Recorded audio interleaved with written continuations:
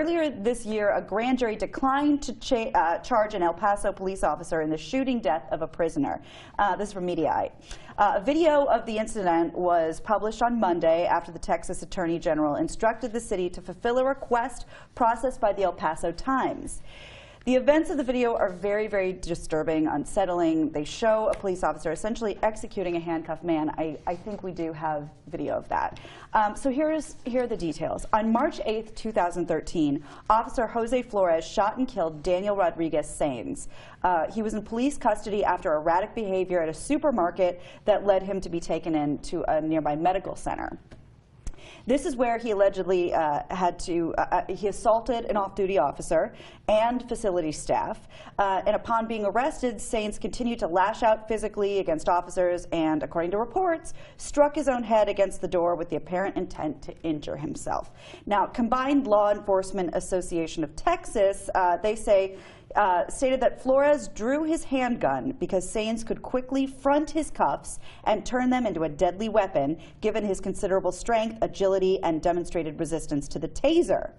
At the same moment, Officer Flores draws his weapon. Mr. Saenz pushes off on that curb and, with remarkable strength, sends the civilian escort flying backwards. The civilian escort's arm then hits the trigger hand of Officer Flores, causing his weapon to discharge.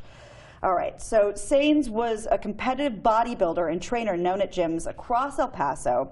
An autopsy reported that he was 5'8" and weighed about 217. The autopsy did not find cocaine, PCP, or any other hard drugs in his system, but reported that Saenz tested positive for DMAA, which is a substance found in both workout supplements and bath salts. Synthetic stimulants can cause paranoia, panic attacks, and impair the perception of reality. So you're about to see the video in a second.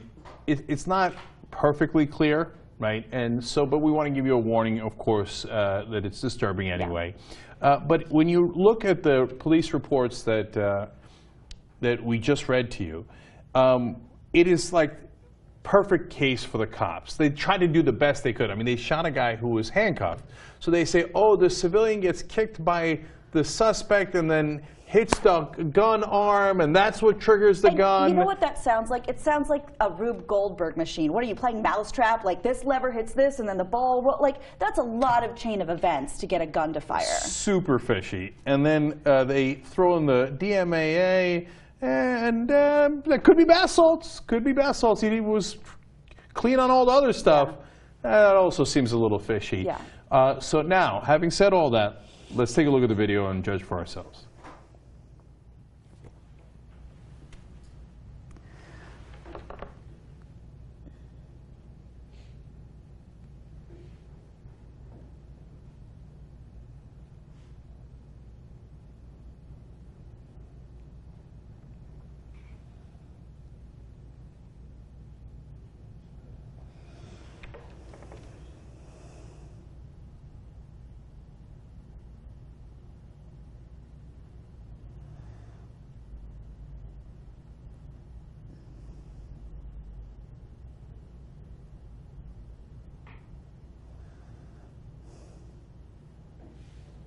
So it's, of course, hard to see there exactly how it went down. Yeah. What is clear is he is handcuffed.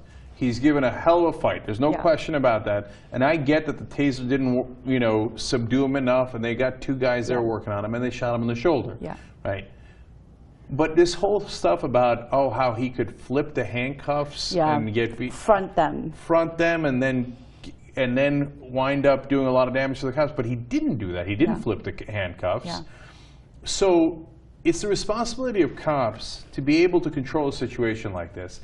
And it's a really tough job. I wouldn't want to be those cops trying to deal with that guy. You know, and he is apparently known in that area as a bodybuilder and stuff. And you can tell he's a strong guy. And you can tell he's putting up a hell of a fight. There's no question about any of that. And if you went and tasered the hell out of him over and over and you pepper sprayed him, I think a lot of people are going to go, I get it, right? But when a guy's got his hands handcuffed behind his back, you just can't shoot him. Yeah. And the other, let's just for a second suspend the whole, you know, mousetrap game. It accidentally went off. As far as I know, when cops shoot, they shoot to kill. Because people ask all the time, well, why didn't you aim for his leg? Why didn't you aim for his hand? Because it's not the Wild West, and they're not sharpshooters, and they don't do that kind of thing. If their gun is drawn, they're shooting to kill. Right. So how do you explain this, besides the mousetrap? Yeah, and that's, look, we can call bullshit on that, right? You're telling me really the civilian wound up hitting the gun and the gun went off and happened to hit him? Yeah. No, I don't believe it. You can write it on your police report to cover your ass all day long. There's no way I'm going to believe that, right? So if you told me that the cops really thought that they were endangered because the guy's out of control, I get it. I see the video. The guy's going crazy, right? If you said you had to use a lot of force to get him under control, I totally get it, right? But it's your job to be responsible enough where you basically don't execute someone who's got his hands tied behind his back, no matter how frustrated you are with him. Well, and that's the thing. I mean, to protect and serve, this person is going wild and possibly drugged up and obviously agitated, doesn't even begin to cover, but how are you protecting him when you shoot him with his hands cuffed together? And final note on that is that they claim that he'd also hit his head against the wall and so that he could be a danger to himself. Well, yeah, you see, now you've used one too many lies and excuses, because that's like, when if somebody gets caught cheating, they'll throw like 8 different excuses out, and that's when you know they're lying. Right. Like, oh, we thought he might be a danger to himself, so we shot him. That was not the best excuse in the world.